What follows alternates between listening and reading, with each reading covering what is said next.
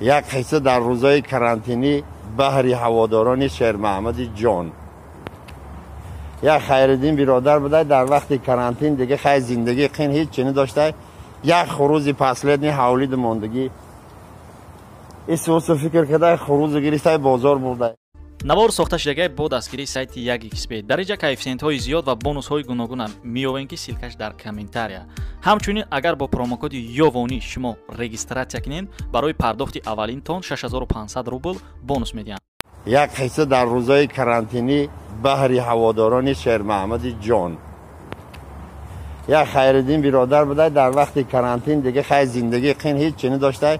як хурузи паследни ҳавлиди мондагӣ исӯсу фикр када хурузи гирифта бозор бурда. хай бозорда иш мепурси хуруз чанд сум? 800 сум, 700 сум. як томида гузай баратан и хурузи ту хали секс макунам, парак макунам. не хурузи бақлай корор намакунам. این کارا رو نمیکنه مگه بازارکیا میفهمن خروز نمیخرن. همه خیلی بازار خروز چی کشش دمی تو اومد سای یا شیر محمد جان جورش ای پیش میروی مگه ها چی گپ شده ایت با به نسترینی گفتای بله خروز بازار میبرم نمیخرن.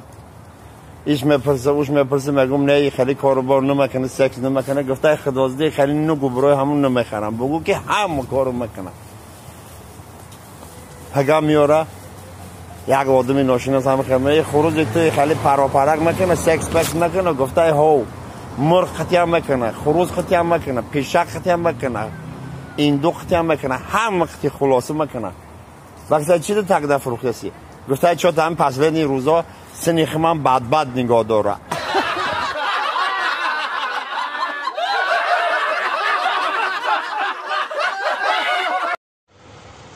سلام برادرای غریب شیر محمد جان. در این روزای گرمی و سرمی خواستم یک خاطرکتون شد بگردانیم یک انکدوت پلیاژ نمیگه. خیلی هوا هم گرم پگادم اصلا 45-50 گراد ده.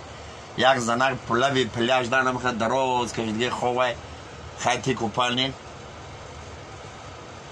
یک لیو چگمزگر همیتا بخش خطی او مگه چخیل ایرپورتی خوب بودای ما همه جا یک پسات که میکردم اگر اجازت میشید به ما خیلی نگاه میکنه نمیفروشه لیو چگ میگذر میره.